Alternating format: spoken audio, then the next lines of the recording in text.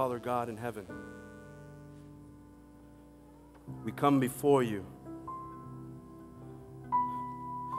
because we're nothing. Father, today I'm going to ask that you may break us, that you may pull from us our selfishness, our arrogance, our self-sufficiency. And Father, today fill us with your Holy Spirit. Today is the Sabbath that we need to be all in or all out. So Father, hide me behind the cross, that whatever I say may be truthful, and whatever I say is to honor and glorify your name, is our prayer in Jesus' name. Amen. Amen. There was a couple, name was Stanley. Stanley and Lisa. Stanley and Lisa were so in love. They were college sweethearts, and Stanley thought, man, this is the one. This is the one. I think I am going to ask her to marry me. And so he did. Well, actually, he did. But there was a problem. The reason why he proposed was because he was being sent to India for 2 months. He was being sent to India for 2 months, and he's like, man, I don't want to leave, and then someone may take her. I want to secure her for me. And so she said yes. And so he went on a trip. And so those 2 months felt like 2 millennials.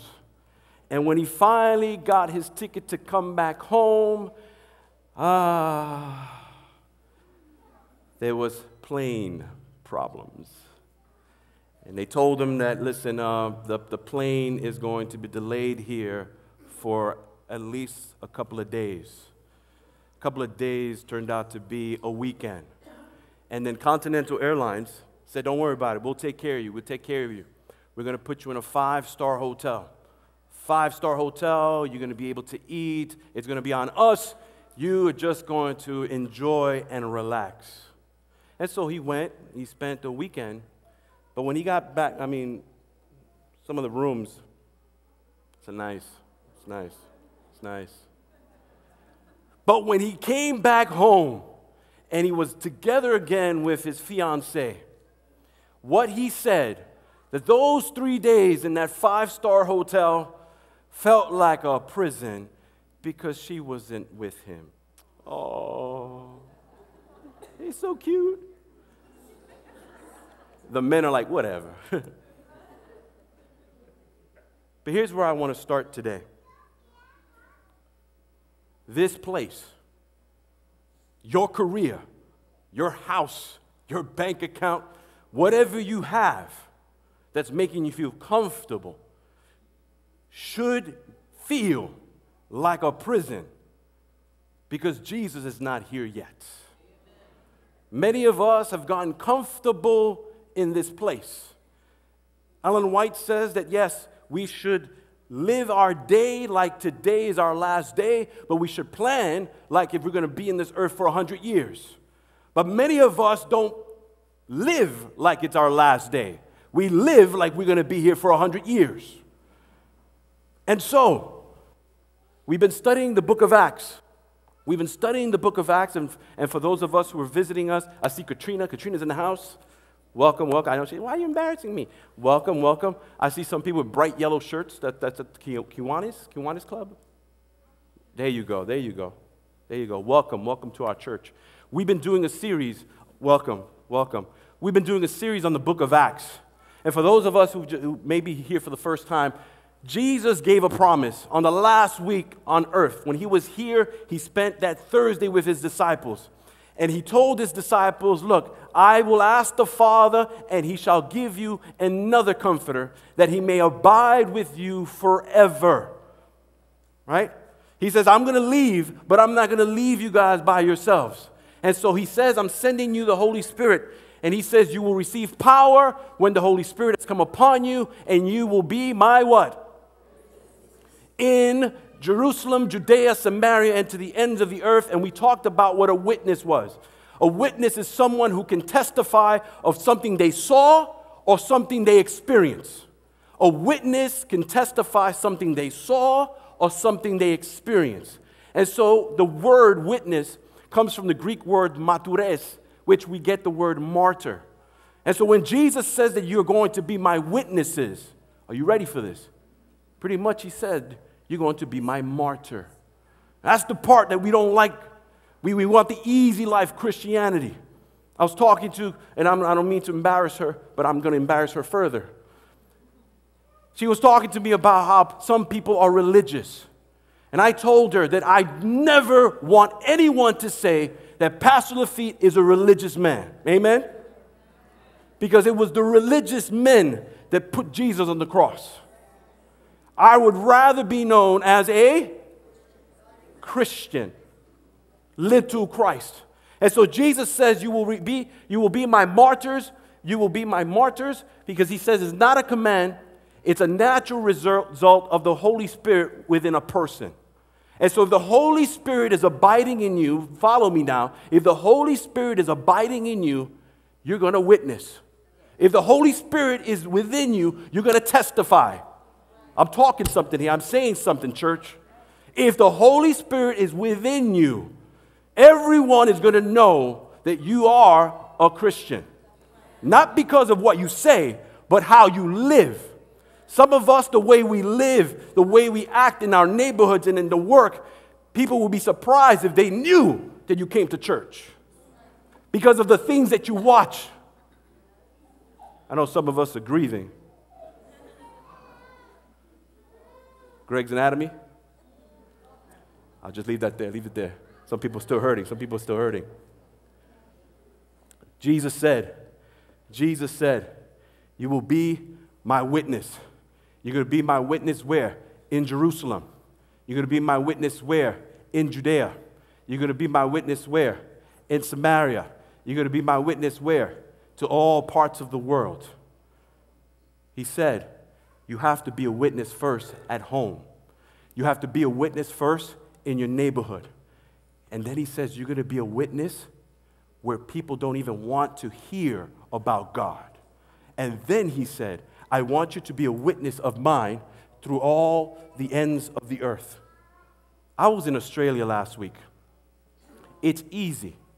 It's easy to go to that country and preach, because I'm a pastor, to a bunch of Seventh-day Adventists. That was easy. But what broke my heart is, as I'm giving the seminar, they invited me to teach the church how to win or how to generate interest for the young people to come to the church. It was interesting how I had 60-year-olds, I had 70-year-olds, I had 80-year-olds taking my class, and they were crying, and they were taking notes, and they were asking questions, and they said to me at the end, Pastor, we're taking your class because in our church, there are no children. In our church, there's no youth. And then the conference president gets up and he says, Australia, just like America, is very secular, but there's a difference. The average age of a Seventh-day Adventist member in Australia is 60 years old. He was saying that a lot of the churches have no children, have no youth. And so meanwhile, Miami Temple, last week, or 2 weeks ago, we had an amazing production where children were using their talents for the honor and glory of God. We have young people that are leading out in worship. But I'm saying to you today, that is not enough. We need the power of the Holy Spirit. The power of the Holy Spirit says that we're going to be witnesses.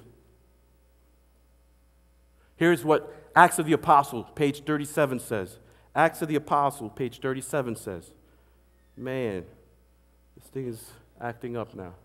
Now you want to work.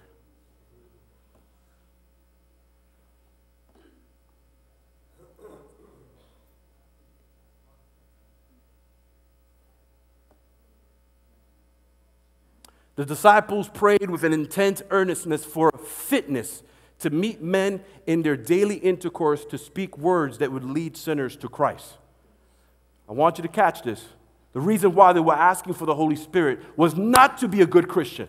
The reason why they were asking to be Christians was not to be a better person in society. The reason why they were asking for the Holy Spirit, it was because they wanted to be fit to meet men in their daily life so that they could surrender their life to Jesus Christ. That was the original intent of those disciples. She says in the next slide, she says that these days of preparation were days of deep heart searching. The disciples felt their spiritual need. Miami Temple, do you feel your spiritual need? Do you realize that you are as dry as the hills of Bilboa? Some of you are probably singing a praise song today for the first time this week. Some of you probably looking at a scripture today because during the week you were too busy. During the week you had too many problems and other obligations. But these men, they realized, man, I have a spiritual need, and they cried out to the Lord for the holy unction that was to fit them for the work of what? For the sake of soul serving. She continues and says, they did not ask for a blessing for themselves merely. They were weighted with the burden of the salvation of souls. Let me ask you a question. When's the last time you felt a burden for those that don't know Jesus? On Wednesday, I talked about how I was sitting in an airplane coming back, and I was upset because the plane was delayed, first of all. I wanted to come home, just like my story. But then this lady was sitting next to me. She lost her brother. Her brother was in a car accident. And so the stewardess came and told me, move over. Now, I like to be in the aisle, but he told me to move over. And so she's sitting next to me, and she's crying. She's just crying. Now, if someone's crying next to you, what are you going to do? I'm going to be honest, because some of you do this. I took out a magazine, because I'm like, well, it's none of my business. And then the Spirit of God, come on, man. So I said, listen, excuse me, I notice you're crying. I don't mean to ask a dumb question, but is everything okay? So she goes, my brother just got into a car accident, and they're flying me, and I just pray that I'm able to make it because he may die on the way there. So I'm like, oh, man, what do I say? What do you say to that? And so I just said, by the way, I'm a chaplain. See, I still was a coward. I didn't say I was a pastor. I said, I'm a chaplain. If you want, I can pray for you. And her eyes opened up, and she said, they knew you were a pastor, and that's why they put me to sit next to you. No, it wasn't them. It's my boss upstairs. He does that from time to time. To make a long story short, I prayed with her, and to this day, I don't know what happened. But I'm wondering what happened. I'm wondering if the brother died, is she going to remember that this pastor prayed, oh yeah, there's no God because, this guy prayed and God didn't answer, or the brother makes it and now, oh wow, the pastor prayed with me, oh there is a God, so he could go either way. So here it is. Is your soul weighted for the burden of salvation of souls? Yesterday while I was at GMA, I was teaching Bible class at GMA. I get a text message that said, Teresa is dead. Now for me, those of us who know Teresita, is Teresita in the house? Okay. I thought it was her. I thought they texted me that she had passed away. And so I called this individual. Person was crying, and I didn't recognize because she's sobbing, and she says, Pastor, Teresa's dead. And I finally found out what it was. Teresa was in Miami Temple 2 weeks ago. Teresa was sitting here 2 weeks ago before I left to Australia. She is the woman that I talked about, that her mother was dying, and that I went to see her mother before she passed away. And she's the woman who lost her husband 10 years ago. She's the woman that lost her son in a motorcycle accident last year. And she's the one who lost her mom maybe 2 months ago. This is the same Teresa who was here. And I remember I was walking and she was coming out from the choir room. And I remember her telling me, "Are you going to be here next Saturday?" I said, "No, I'm going to be in Australia." "Okay, I have to talk to you. I'll see you when you get back."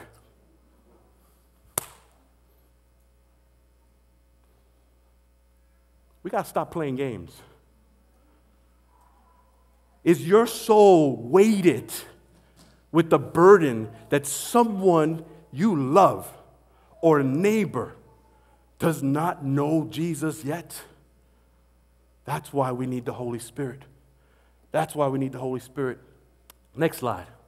Next slide. Rick Warren said this: strong churches are built on purpose. The starting point for every church should be the question, why do we exist? Miami Temple, we do not exist for ourselves. We do not exist for us and our programs. We exist for one purpose and one purpose alone, is to win souls for the kingdom of God.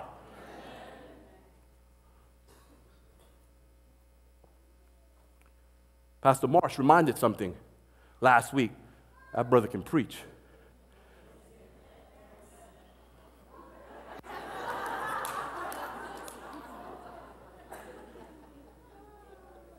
We don't need to fix the church. We need people fixed by what? So how many more sermons do you need, guys? How many more? Just look at your spiritual condition and say today, I'm all in. I'm all in.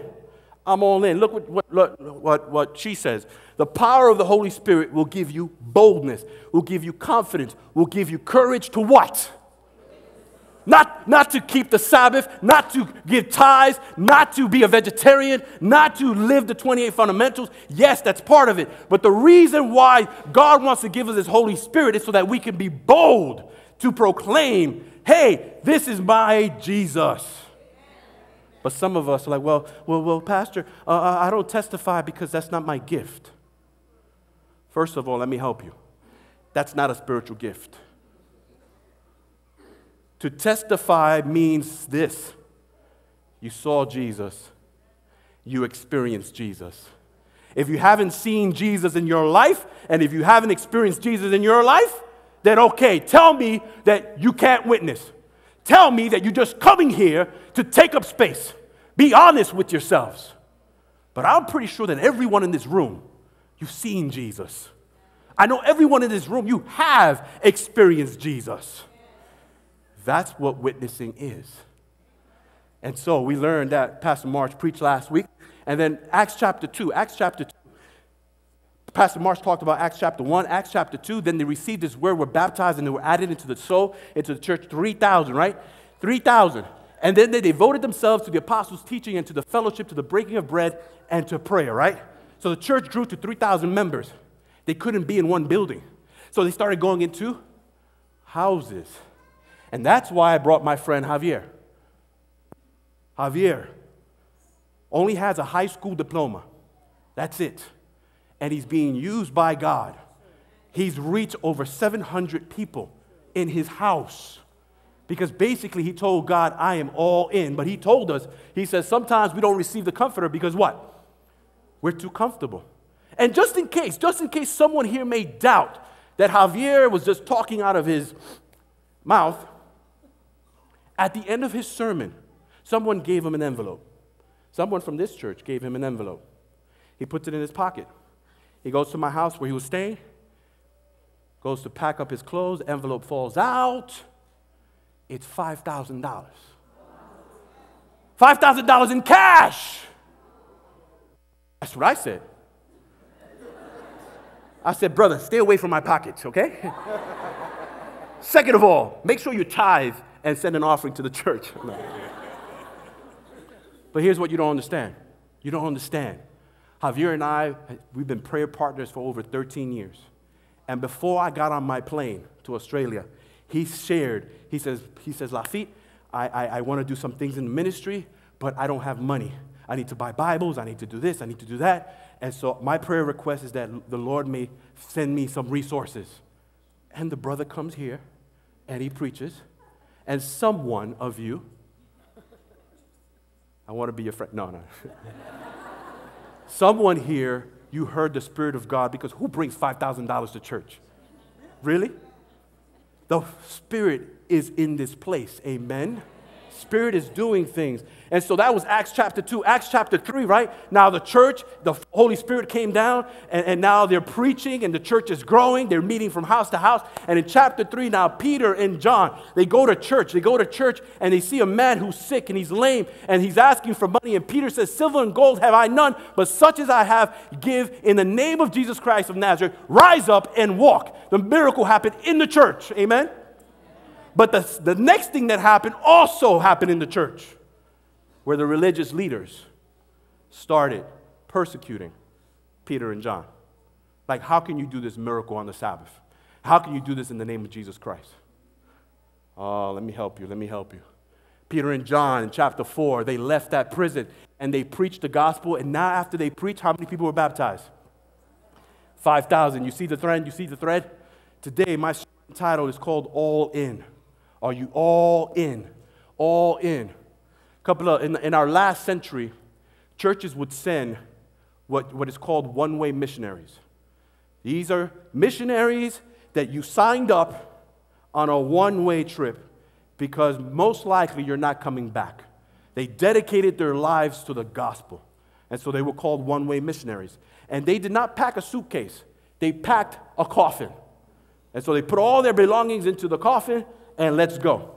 Now, L.C. Milne had reason to pack his coffin because he was sent to the South Pacific to an island called New Hebrides,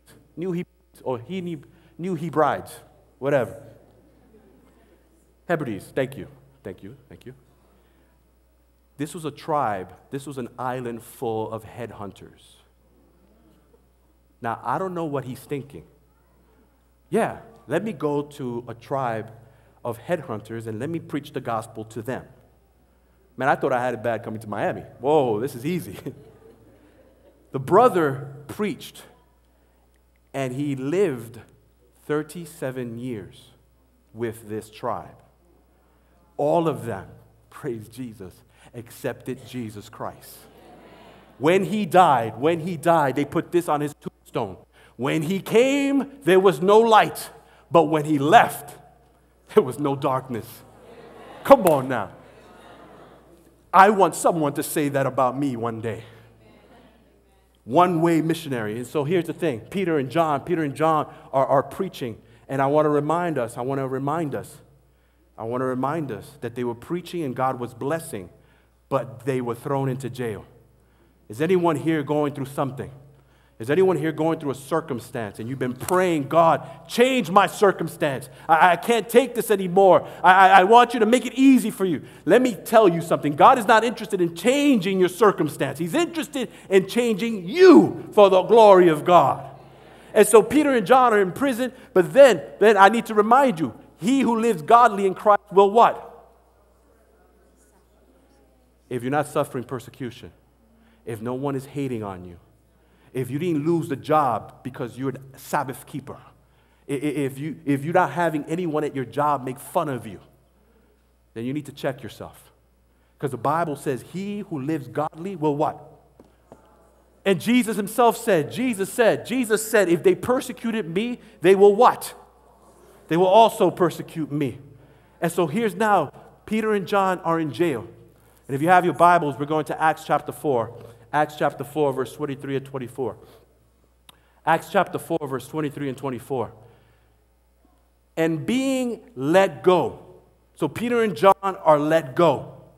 They went to their own companions and reported all that the chief priests and elders had said to them. So they went to the church and said, hey, they threw us in jail because we were preaching and because we were healing. And they went to the church. And what did the church do?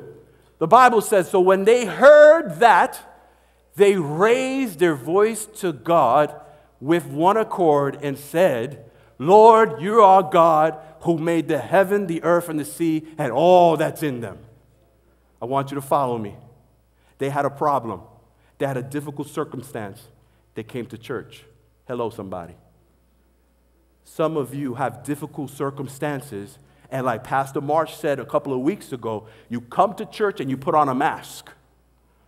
In Australia, the number one reason, this is what they told me, I'm quoting now, the number one reason the young people left the church is because of the hypocrisy.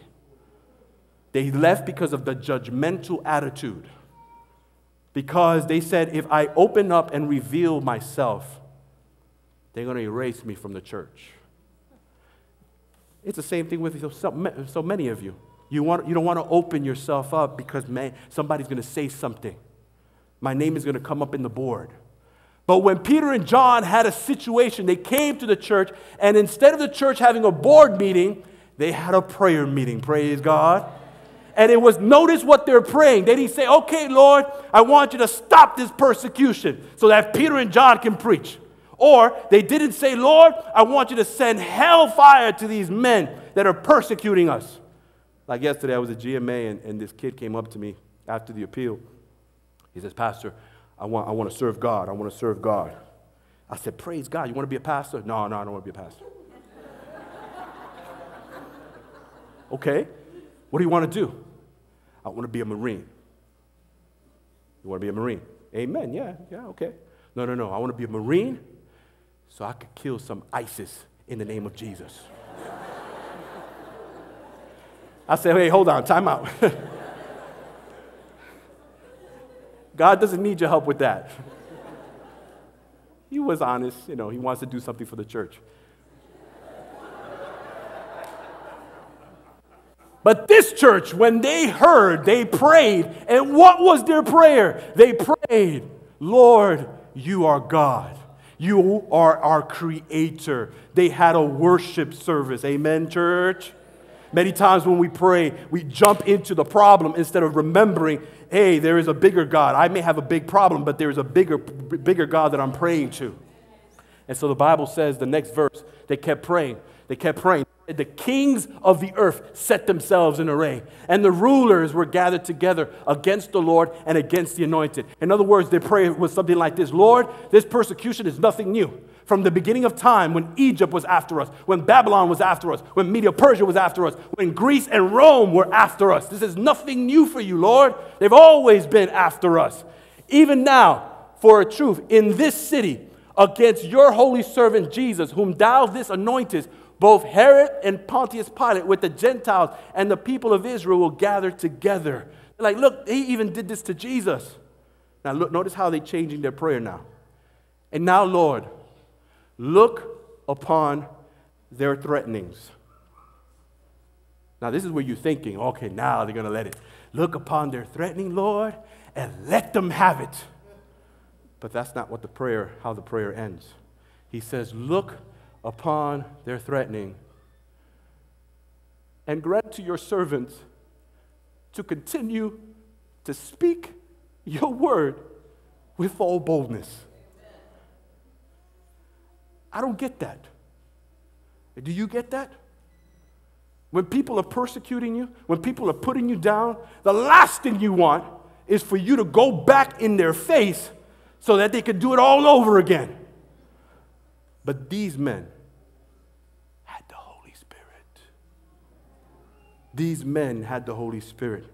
These men had the conviction that we have a job to do.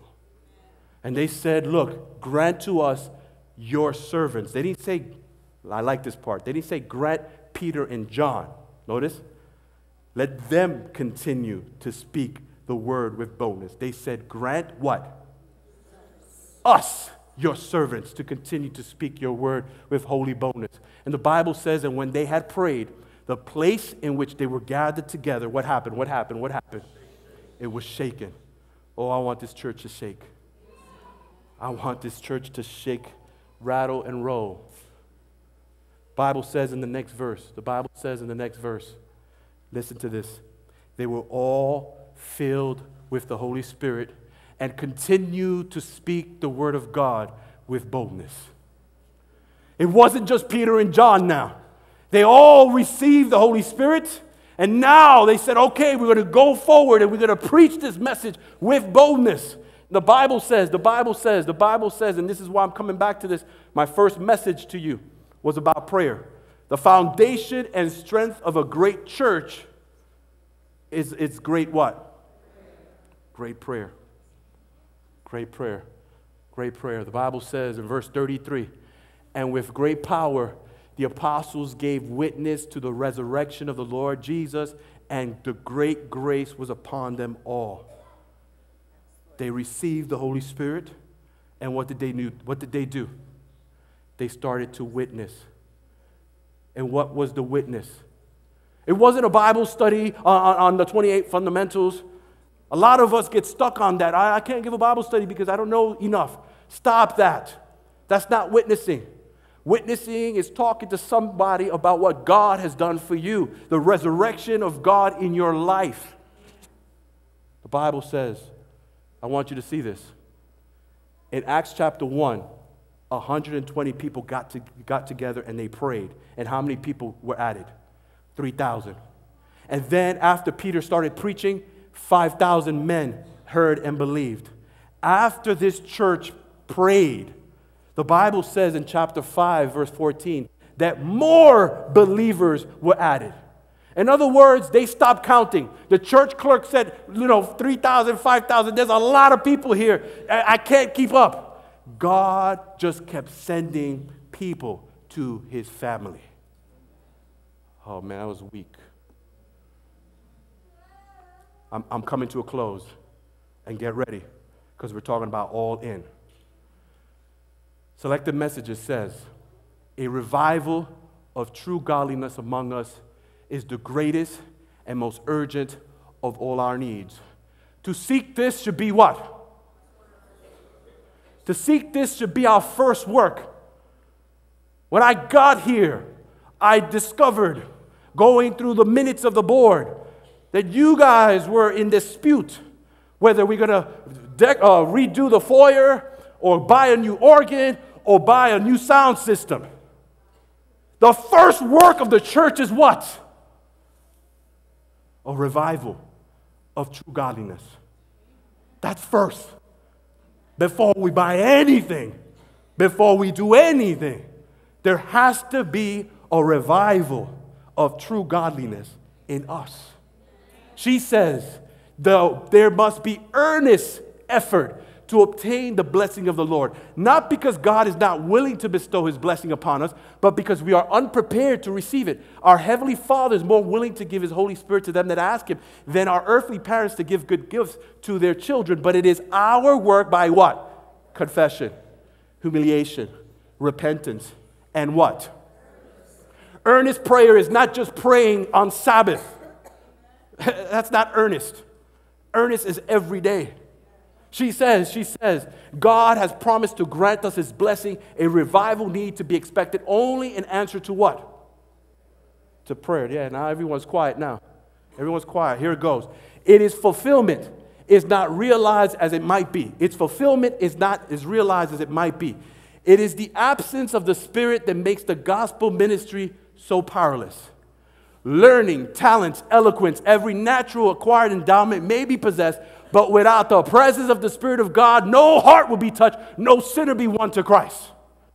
Bobby Temple, let me say something, and I agree with Dan and Joanne Brown. I agree with them. This church has a lot of talent. I was at a conference office, and when I wanted to do something, I needed to pull from different churches to do something. But in Miami Temple, I have everything here. Everything is here. From the money's here. From the talent, from the skills, you name it, we have it. But she says that having all that means nothing if we don't have the Holy Spirit. Well, Pastor Laffit, how do you know we don't have the Holy Spirit? Because no heart will be touched, no sinner will be won. So when we do our programs, that's how we measure. Ouch. She says, on the other hand, if they're connected with Christ, if the gifts of the Spirit are theirs, the poorest and most ignorant of the disciples will have a power that will tell upon hearts God makes them the channel for the outworking of the highest influence in the universe. Are you going to be all in? Yeah, we'll see. Because all in is a poker term. Confessions. When you're playing poker and you have a good hand, a good set of cards, and you know that you're going to win, you say, I'm all in. And you put all your money because you know that what? You're going to win. Well, that's not what I'm talking about today. When I look at my cards, yeah, I have the skills, I have the talent, I have the experience. I've been a youth director, blah, blah, blah, da, da, da. I know what I need to do. But I realized something on my flight to Australia, that I can't do it by myself. And so I am folding my cards, and I'm saying to God, I need your Holy Spirit. Because whatever is going to happen in this church is not going to be Laffit. It's going to be God. I was teaching a class, and this guy who was taking notes, and he comes to me and he says, Pastor Laffit, everything that you said to us is true, because in my church, we are doing it. We started with 20 members, and now we have grown. We have 4 services. So I asked him the question, what's your church? He said, the church, and I was like, I don't recognize that church. Who's your pastor? And when he said the pastor, an amazing pastor, I was like, of course you guys are growing. He said, let me stop you right there. We're not growing because of the pastor. He's a good guy, and God brought him to us. But 5 years ago, Ron Cluzet was our pastor. And Ron Cluzet, on his last sermon, told us, you guys are dead. And I hope and pray that when you get the new pastor, that you pray for the Holy Spirit to impact you and impact the community. And he said, man, I was the first elder of the church. I was angry. How could the pastor say that as he was leaving? But then I started thinking, and I got together with my church, and I put the challenge. Every Tuesday at 5 in the morning, who wants revival, meet me at the church. He said it started with 5, and then it grew until most of the church started coming. They started doing it on Tuesdays at 7 in the morning, and then it went to Wednesday, and Thursday, and Monday, and Friday, and Saturday, and oh my goodness, I can't believe this, Sunday at 5 in the morning.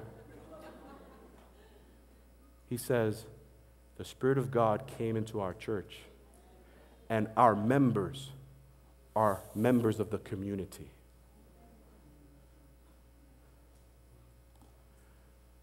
This is China, a city of Jilin. There's a church there that has 20,000 members. It's not one building that has 20,000 members. It's a bunch of house churches and all over that city. The pastor of this church is Pastor Zhu Si Hua. I probably messed up her name. I'm sorry. But I don't know if you noticed, she's a woman. Anyone has a problem with that? Because she has 20,000. And she started 380 congregations. This lady.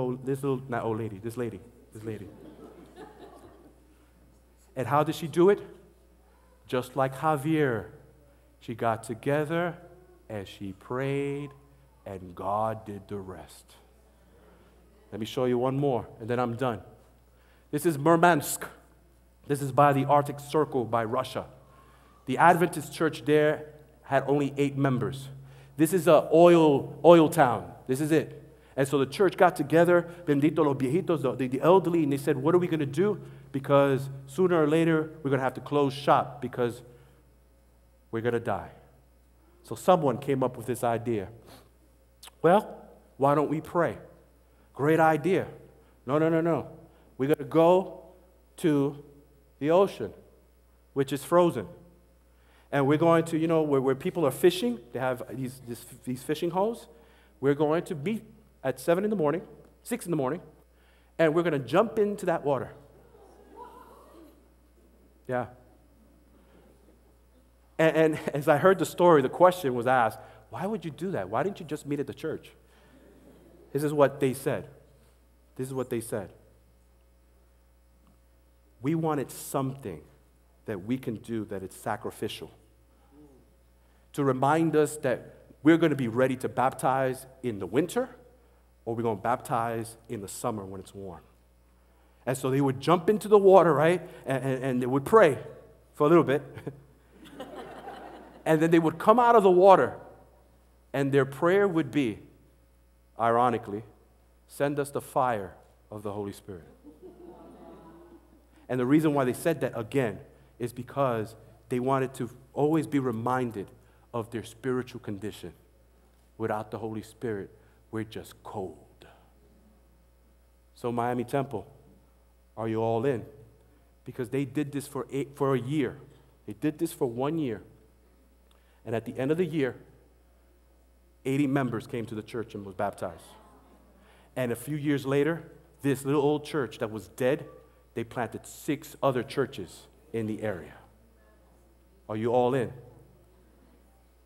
Because we're gonna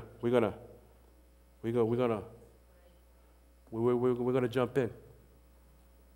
I'm not gonna do no emotional appeal. I'm not gonna ask you to come to the front. All this month we talked to you about the Holy Spirit. All this month. And so now, if you're all in, there are 2 things that are going to happen. We're going to meet here at 5 in the morning on Tuesdays.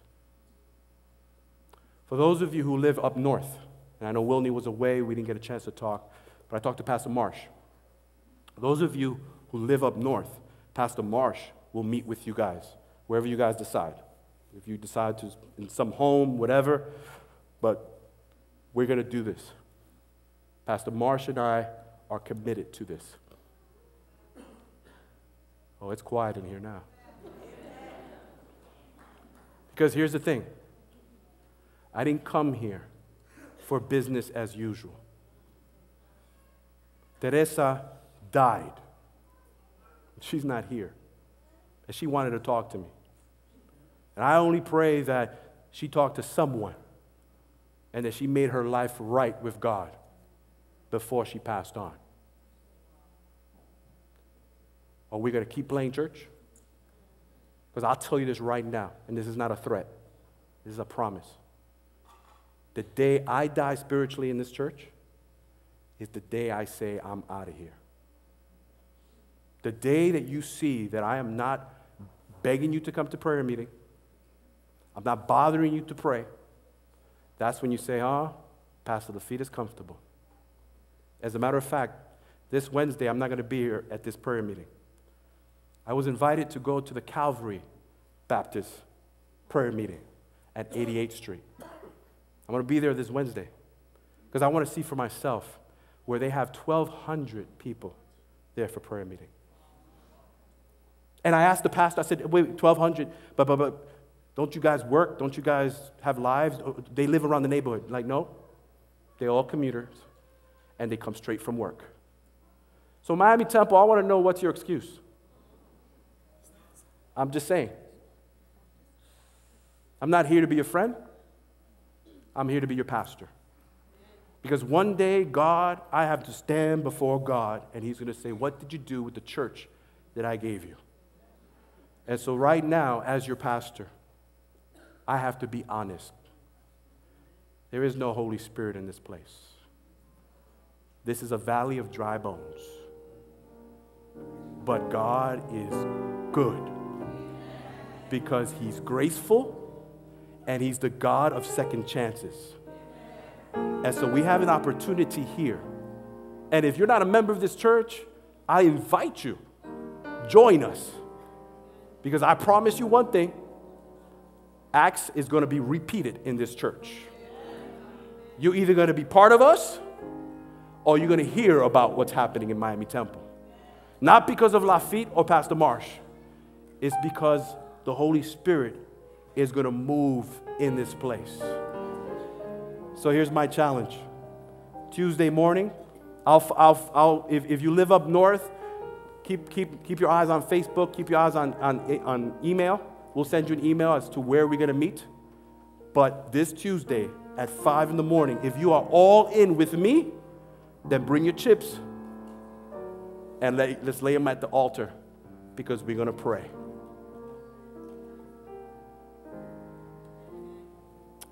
Father God,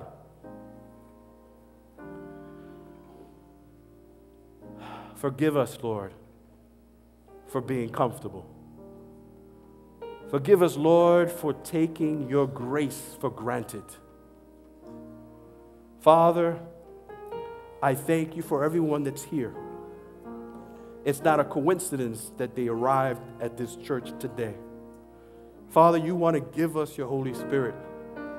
Holy Spirit is not a power that we use. It's a person who we follow. Father, as your Holy Spirit comes inside of us, we will reflect your character, and we will have a burden to save those, to rescue, to search those that don't know you. And so, Father, I am all in. As a pastor of this church, I will be here at 5 in the morning. Father, I pray that on Tuesday, I'm going to be bold. I'm going to be a little greedy. I don't want 2 or 3. I don't want to claim that promise where 2 or 3 are gathered. No, I don't want that. I want 120 to be here this Tuesday. I want 120 of Miami Temple, whether they're here in this church or meeting up north somewhere. Because, Father, it's time for us to be your martyrs, to be your witnesses. Thank you, Father. This is our prayer in Jesus' name. Amen. Holy Spirit, fill this place. Shekinah glory, sweet perfume. We need your presence. We need you. Holy Spirit, fill this room. Holy Spirit, fill this room. Shekinah glory, sweet perfume. We need your presence. We need you. Holy Spirit, fill this room. Congregation, you sing. Holy Spirit, fill this room. Shekinah glory, sweet perfume. We need your presence. We need you. Holy Spirit, fill this room. Yeah. Holy Spirit, fill this room. Holy Spirit, fill This room.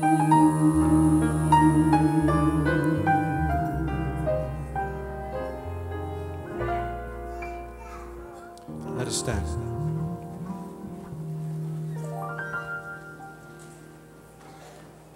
Father God, fill us with your Spirit.